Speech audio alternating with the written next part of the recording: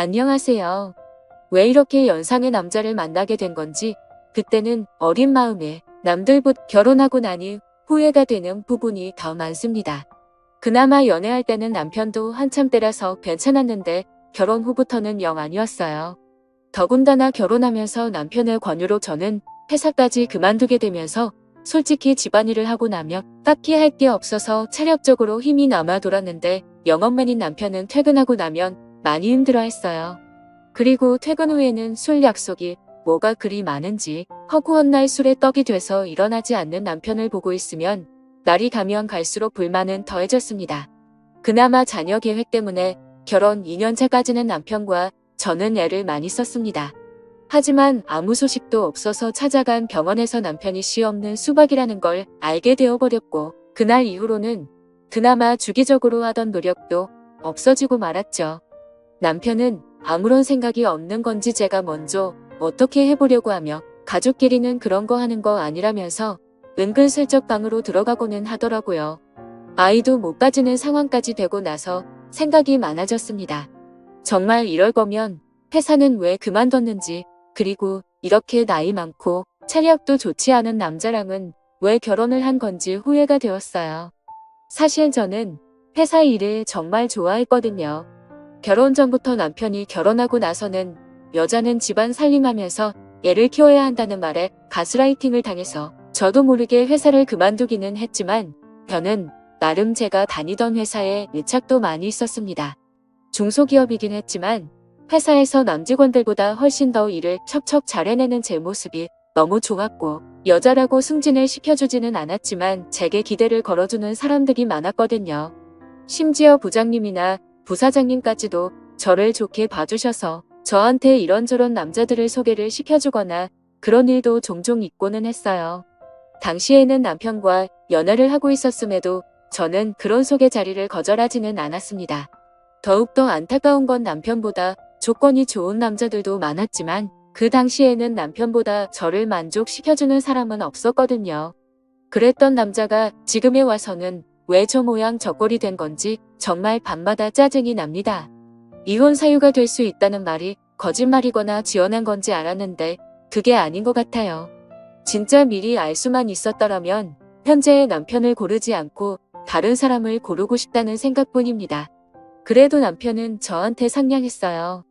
8살 연하의 와이프라 그런지 저를 공주대하듯 대해줬고 자기 때문에 직장까지 그만둔 저에게 물심양면으로 지원을 해줬습니다. 딱 부부끼리에 그거 하나 빼고 다 잘해줬어요. 솔직히 이렇게 친절하거나 그러지라도 않았다면 아마 진작에 이혼을 했을 수도 있었겠네요. 말씀드렸다시피 저는 일 처리도 정확하고 배우는 것도 빠른 사람이었어요. 어차피 저는 전업주부로 평생을 살아야 할 팔자가 되어버렸는데 집에서만 있는 건 제게 정말 고역이었습니다. 계획적이고 손도 빠른 편이라서 집안일이 아무리 많아도 점심때가 되기도 전에 웬만한 건 다 끝내서 딱히 집에서 할 게 없었고 무료했어요. 그 시간을 활용해서 저를 위해 쓰면 더 좋은 삶을 살 수 있겠다고 스스로를 위안하면서 밀렸던 독서도 해보고 싶은 공부도 해봤지만 밀려오는 부족함은 채워지지가 않았어요. 우울증까지는 아니었지만 집에 돌아온 남편에게 투정도 많이 했지만 남편은 항상 피곤하다 내일도 운전하면서 하루 종일 돌아다녀야 하기 때문에 체력을 비축해야 한다 하는 말도 안 되는 변명을 하면서 빠져나가기 바빴습니다. 그래서 저는 그때 당시에 집에 있으면서 살이 엄청 많이 찌게 되었습니다. 결혼 전에는 남편도 첫눈에 반하게 만들고 여기저기 직장 동료들한테 소개팅도 받아서 다니고 하면서 나름 남자 여럿 올리던 미모가 있었는데 집에만 있고 외출을 하지 않으니 화장도 안 하게 되고 살이 많이 찌게 되면서 결혼하기 전에 입던 옷들은 사이즈가 맞지 않아 입지도 못하게 되고 점점 제가 매력이 없어지는 것 같았습니다. 그리고 제가 살이 많이 찌게 된 이후로는 자격지심 때문인지 모르겠는데 남편도 저를 더 피한다고 생각을 했어요. 자존감이 낮아질 대로 낮아져 있던 그때 재활용을 하는 날 분리수거를 하다가 아파트 단지에서 이웃을 한 명 만나게 됩니다. 처음 보는 여자였는데 나이는 저보다 어려 보였어요. 아주 오시며 신발도 잔뜩 비싼 브랜드로 극에서 나와가지고는 재활용 분리수거를 하고 있는 거 아니겠어요? 사실 처음에는 속으로 욕을 했어요. 어지간히 돈 자랑을 하고 싶나 보다 싶었거든요. 이 시간에 분리수거를 하러 나온 걸 보니 저처럼 전업주부인 것 같은데 집에만 있으면서 저렇게 차려입고 다닐 필요가 있나 싶었거든요. 저랑 거의 똑같은 타이밍에 나왔는데도 불구하고 경비 아저씨가 저는 본체 만체도 안 하고 그 여자만 도와주는 것도 굉장히 기분이 나빴습니다. 아마 낮아진 제 자존감 때문이겠지요. 그런데 그때쯤부터 느낀 건데 분리수거를 하는 날마다 저랑 같은 시간에 나오는 것 아니겠어요? 그런데 나올 때마다 입고 있는 옷이며 신발이면 매번 다른 걸 입고 나오는 겁니다. 아무튼 그때부터 저는 그 여자와 안면을 트게 되었고 그냥 인사 정도만 나누는 사이가 되었어요. 하루는 집 근처에 있는 마트에서 장을 보고 나오는 길이었습니다. 장바구니가 3개가 꽉 찰 정도로 장을 많이 본 날이었어요. 하나는 어깨에 들쳐 업고 양손 하나씩 무거운 장바구니를 들고 집으로 돌아가려는데 누가 차 경적을 울리더라고요. 그래서 길을 비켜줬는데도 계속 빵빵 거리길래 뒤돌아보니 그 여자가 딱 보기에도 비싸 보이는 외제차를 끌고 창문을 내린 뒤에 저를 부르는 겁니다. 집에 가는 길이냐고 물어보면서 자기도 집에 가고 있으니 태워주겠다고요. 솔직히 조금 자존심이 상했습니다. 차 안에 탔는데 그 여자와 제가 비교가 많이 되었거든요. 그러니까 번쩍한 외제차에 그 외제차만큼 고급져 보이는 명품들 풀메이크업을 하고 머리까지 윤기가 철철 흐르더군요. 그에 비해 저는 그냥 누가 봐도 동네 아줌마 같아 보이는 평범한 복장의 슬리퍼를 신고 있었고 머리는 그냥 관리하기 편하게 적당히 촌스러운 파마를 하고 있었으니 말이죠. 괜히 차를 얻어 탔나 싶었습니다. 그리고 저는 제가 솔직히 그 여자가 그렇게 자기의 재력과 아름다움을 뽐내면서 자존감을 채우는데 이용된 희생양이라고 생각했어요. 정말 짧은 시간이었는데 오만 가지 생각이 다 들더라고요. 나도 저렇게 예쁘고 꾸미고 있었더라면 남편이 나를 피하게 되지 않지 않았을까 하는 생각도 들고 눈물이 막 나기 시작해서 그 자리에서 울어버리고 말았습니다. 제가 막 우니까 그 여자도 당황을 하더군요. 왜 우냐고 하면서 저를 달래줬어요. 허세와 허용이 가득하고 자기의 만족을 위해 남을 절망시키는 아주 나쁜 여자라고 생각했는데 제가 엄청 오해를 했습니다. 그 여자는 저를 진심으로 위로를 해줬어요. 그러면서 하는 말이 분리수거할 때 몇 번 마주치면서 언니하고 친해지고 싶었다고 하더라고요. 아파트 단지에 닭이랑 잘 맞을 것 같은 여자가 한 명도 없는데 딱 언니만큼은 처음 느낌부터 뭐가 파파박하고 왔다고 하면서 말입니다. 그래서 제가 당신같이 젊고 예쁘고 능력 있어 보이는 아가씨가 나랑 친해져서는 어디에 쓰겠냐고 거짓말하지 말라고 했습니다. 그랬더니 그녀가 하는 말이 언니가 꾸미지를 않아서 그렇지 자기가 봤을 때는 언니가 자기보다 훨씬 예쁠 거라고 하면서 저를 추켜 세워 주더군요. 그 여자가 하는 말이 100% 진심이라고 생각하지는 않았지만 또 위로를 받고 나니 기분이 썩 나쁘지가 않았네요. 그때부터 이 여자하고는 친하게 지냈습니다. 이 여자도 제가 예상한 대로 전업주부의 삶을 살고 있었고 매일같이 집에서만 보내는 게 무료한데 자기 남편이 워낙에 의심이 많아서 자기가 혼자 다니는 걸 원하지 않아 했다고 하네요. 그래서 그 여자는 그 여자 나름대로 같은 아파트에 사는 이웃 중에 자기와 잘 맞을 것 같은 사람을 찾아다녔던 겁니다. 그리고 그 여자는 저를 발견한 거고요. 안목이 있는 여자라는 생각이 들었어요. 제가 그 당시에 꾸미는 것도 포기하고 살도 많이 쪄 있는 상황이었지만 왕년에는 엄청 잘 나갔었다는 거를 본능적으로 눈치를 채고 있었던 거잖아요. 아무튼 제 인생은 그 여자를 만나면서 급박하게 변하게 되었습니다. 그 여자를 따라다니면서 동네에 있는 헬스장도 다니고 요가도 배우고 관리도 받으며 잃어버린 저의 미모를 다시 되찾기 시작했어요. 적당히 관리하기 편한 꼬불머리도 그만두고 미용실에 가서 관리도 받아보고 옷도 후줄근해져서 목이 늘어난 티셔츠는 다 가져다 버리고 그 여자만큼 비싼 브랜드 옷을 사지는 못했지만 적당히 괜찮은 옷들로 제 옷장을 다시 채워나갔습니다. 그리고 제가 관리를 받으며 살이 빠지기 시작한 그때 드디어 각방을 쓰던 남편도 혼자 자니까 너무 춥다며 방으로 돌아왔습니다. 남편이 다시 저를 여자로 봐주면 기쁠 거라고 생각했는데 하나도 기쁘지가 않았습니다. 느릿느릿한 거북이인 저와 결승점까지 전력 질주를 하는 토끼 같은 남편이었거든요. 동화 속 토끼는 결승점에 다다르기 전에 잠깐 쉬었다라도 가지. 결승점까지 혼자 전력 질주를 해버리니 느릿느릿한 거북이는 결승점까지 한참 남았는데도 그 차이가 너무 커져버리니 혼자 꾸역꾸역 끝까지 가는 것보다 그냥 경기를 포기하게 되더라고요. 그날 이후로 제 옆으로 돌아오려는 남편이 정말 꼴보기가 싫었어요. 그래서 코를 고는 소리가 너무 시끄러워서 잠을 못 자겠다고 다시 혼자 쓰던 방으로 돌려보내버렸습니다. 그 이야기를 같이 다니게 된 그 여자에게 했더니 100번 1000번 잘한 거라고 하면서 언니가 빨리 자존감을 찾은 것 같아 다행이라며 제 편을 들어줬습니다. 그리고 제가 완전히 다이어트에 성공해서 결혼 전에 미모까지는 아니지만 아름다움을 다시 손에 넣었을 때는 그 여자가 저를 여기저기 끌고 다니면서 완전 새로운 세상을 보여줬어요. 30대 초반과 중반의 여자였고 결혼한 사람들이었지만 세상은 정말 넓고 저희를 찾아주는 곳은 엄청나게 많더라고요. 골프도 치러 다니고 어디 공기 좋은 곳에서 외식을 하러 다니고 있습니다. 돈 한 푼 내지 않아도 알아서 다 계산해주니까 좋았어요. 남편이 아니어도 저를 배려해주는 남자들은 지천에 깔려 있었고 왜 내가 이런 세상을 모르고 살았나. 혼자서 전전긍긍했던 지난 몇 년간이 참 후회가 되었습니다. 그러다 그 여자가 언젠가 저를 불러서 이제 한동안은 못 보고 지낼 것 같다는 소식을 전해왔습니다.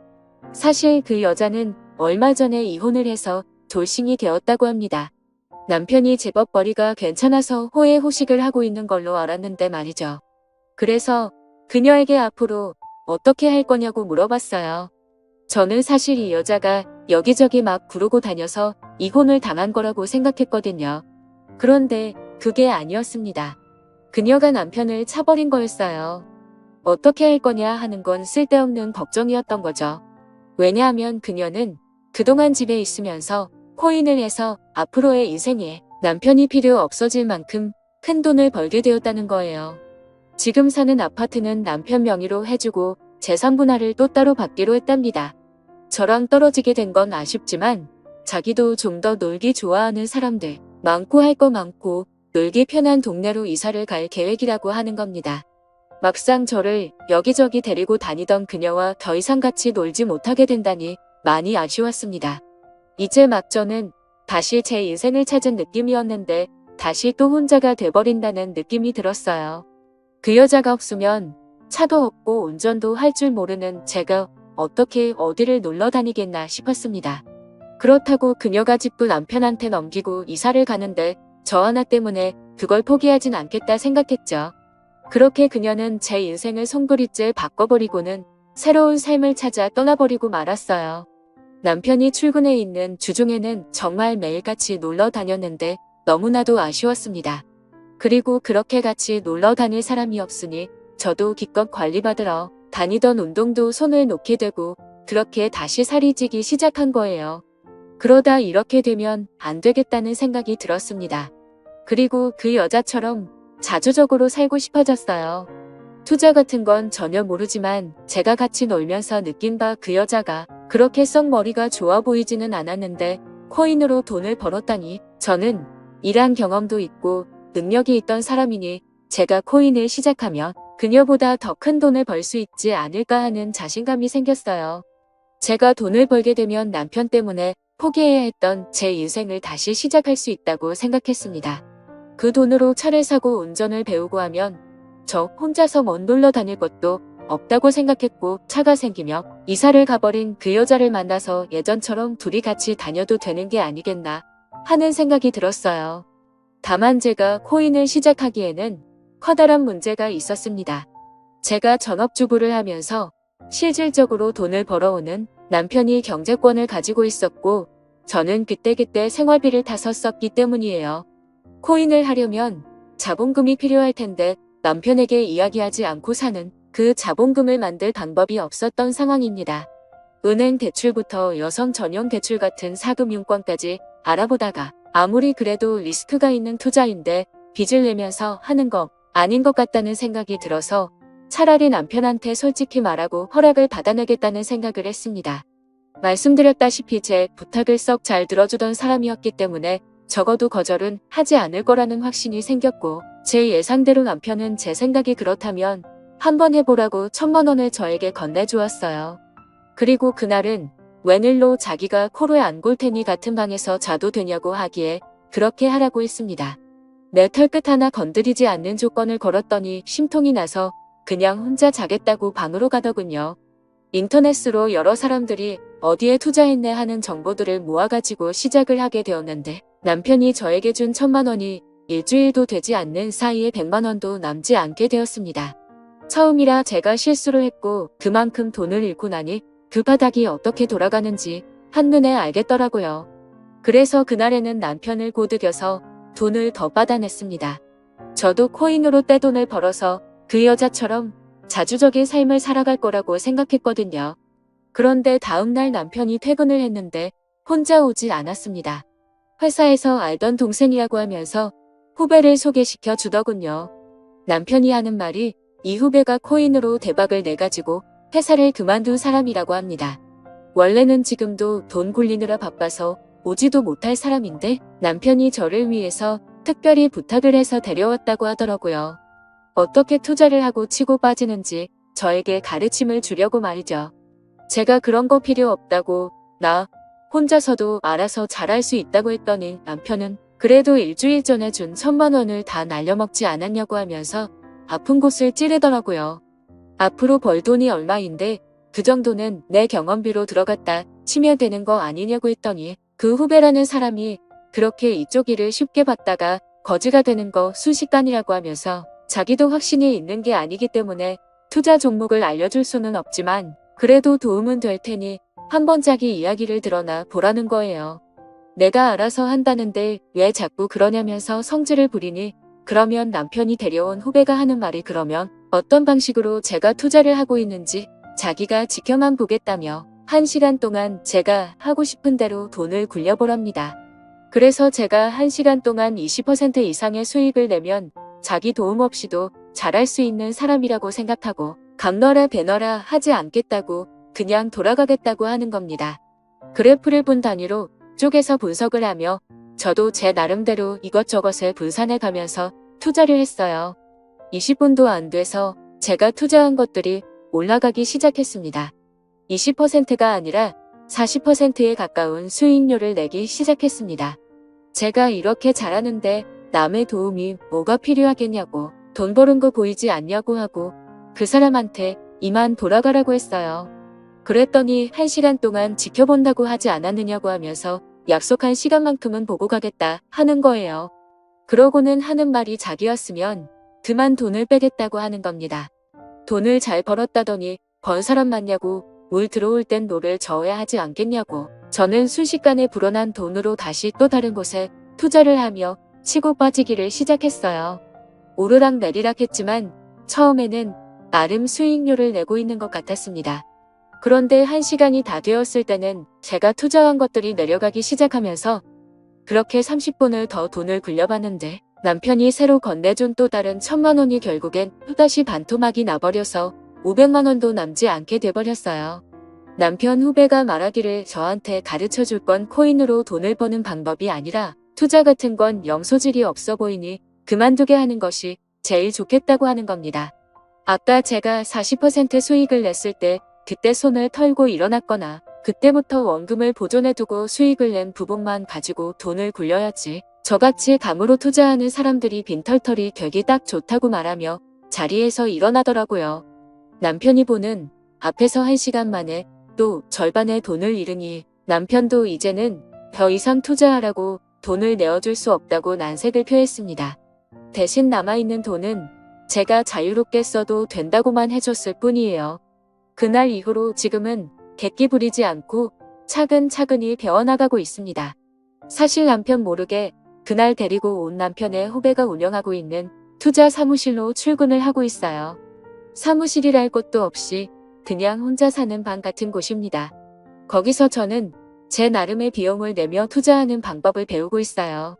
제가 남편의 후배에게 원하는 걸 해주고 저는 투자도 배우면서 남편 대신 부족함을 채우고 있으니 어떻게 보면 윈윈이라고 볼 수 있는 셈이죠.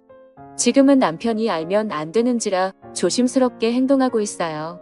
그래서 남편이 퇴근하기 3시간 전에는 항상 집으로 돌아가고는 있습니다. 하지만 이것도 제가 큰 돈을 벌고 난다면 남편도 저를 이해해주지 않을까 생각해요. 또 찾아주셔서 감사합니다. 사연을 읽고 재밌으셨다면 좋아요, 구독, 댓글 부탁드립니다. 감사합니다.